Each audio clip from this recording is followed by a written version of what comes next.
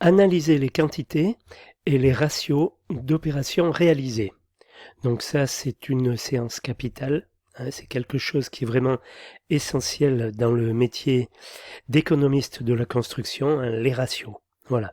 Donc on a terminé une affaire. Lorsqu'on a terminé une affaire, eh bien on s'en sert pour réaliser des ratios. Vous aurez vos ratios propres à vous dans votre futur métier. Vous saurez quel ratio utiliser. En attendant, on va profiter de cette séance pour voir une certaine façon de faire les ratios. Vous voyez que pour ça, bon, il est donné 14 heures, là c'est largement bon. Je pense qu'il faut une petite journée pour avoir acquis cette séance. Donc, comme pour réaliser cette séance, d'abord, la chose essentielle à comprendre pour faire des ratios, à votre niveau d'économiste, c'est que vous allez les faire par rapport à des surfaces. Donc, quelles sont les surfaces que vous allez utiliser pour le calcul des ratios? Bon, d'abord, une doc sur les surfaces réglementaires qui reprend toutes celles qui arrivent ensuite.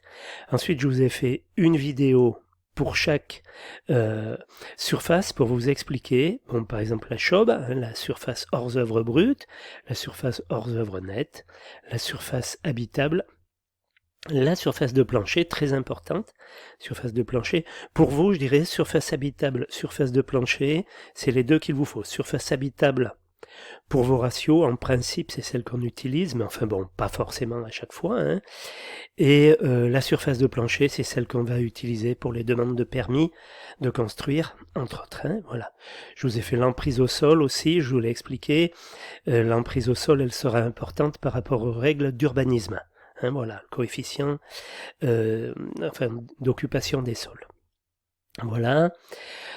Ensuite, donc les ratios en tant que tels, voilà, ratio de coût de travaux, donc là je vous ai fait une vidéo, il y a deux vidéos dans la playlist pour vous expliquer les ratios, un petit peu la façon de faire les ratios, la façon et puis le but, pourquoi on fait des ratios.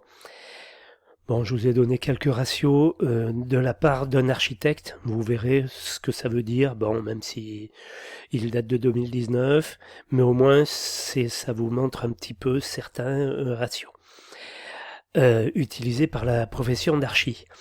Ensuite, un exercice. Donc, l'exercice est ici et je vous explique l'exercice à la base pour que vous puissiez le faire tranquillement, sans panique.